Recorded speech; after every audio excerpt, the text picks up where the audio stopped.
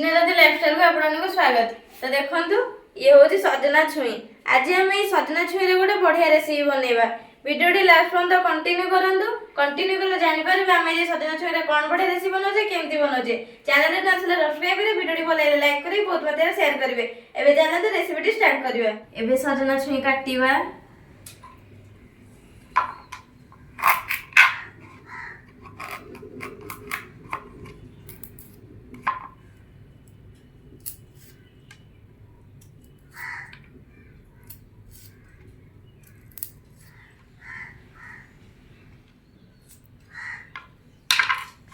एबे पानी रे पकेबा। एई भली प्रोसेसिंग रे सब द सजना छुई काटी दबा। एबे सजना छुई कटा सरी गला। एबे दीटा आलू आ गोटे टमाटो काटी दबा।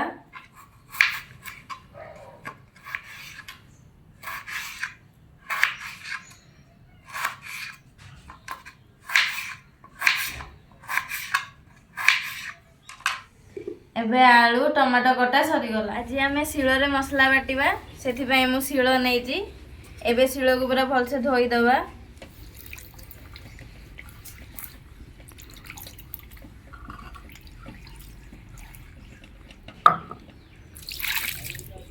एबे शिल को पूरा भल से धोई देले।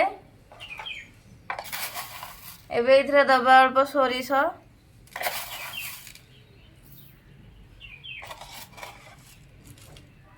अल्प जीरा, गोटे सुखिला लंका, अदा चपा छड़े काटी देजी। ए अदा दबा। सोरिषटा बाटिले जेहेतु टिके राइगिना लगे तो सेथिरे टिके लूण पके दबा। लूण पकेले से राइगिना लागिवनी। एबे अल्प पानी दबा। एबे बाटिबा।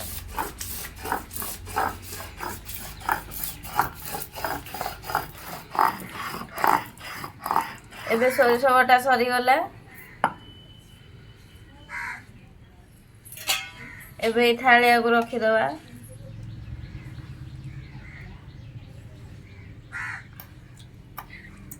गैस चला लगे कड़ाई बसई देची। कड़ाई रे एबे रिफाइन तेल दबा। सुखिला लंका पकेबा। पंच फुटण पकेबा। एबे सोरिष बटा दबा। हलदी गुंड पकेबा। लंका गुंड पकेबा। स्वाद अनुसार लूण पकेबा।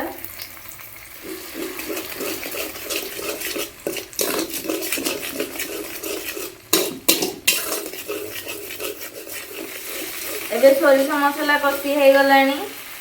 एबे कटा आलू और टमाटो पकेबा।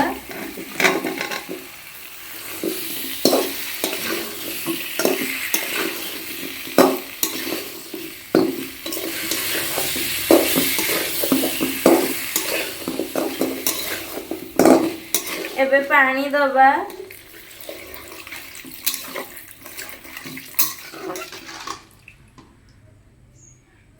एबे तरकारी फुटीबा को 5 मिनिट छाड़ी दबा। 5 मिनिट हो गलानी। तरकारी फुटी गलानी। एबे इथरे कटा सजना छुई पकेबा।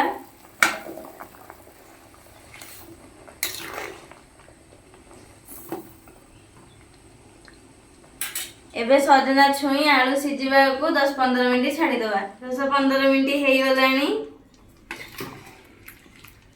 सजना छुई आलू सिझी गलानी। एबे बाउल को काढ़ी दबा।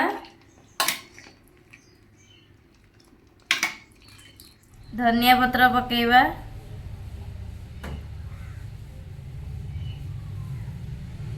देखंतु केते बढ़िया देखा जाउची। एबे पूरा रेडी हो गला छुई आलू टमाटो बेसर। एमिति आपन थरे ट्रायल करंतु। रेसिपीटी केमती कोन लागला कमेंट माध्यम रे निश्चय जणाइबे। एमिति नुआ रेसिपी देखिबा पई चैनल को जल्दी सब्सक्राइब कर दियंतु। रहिली जय जगन्नाथ।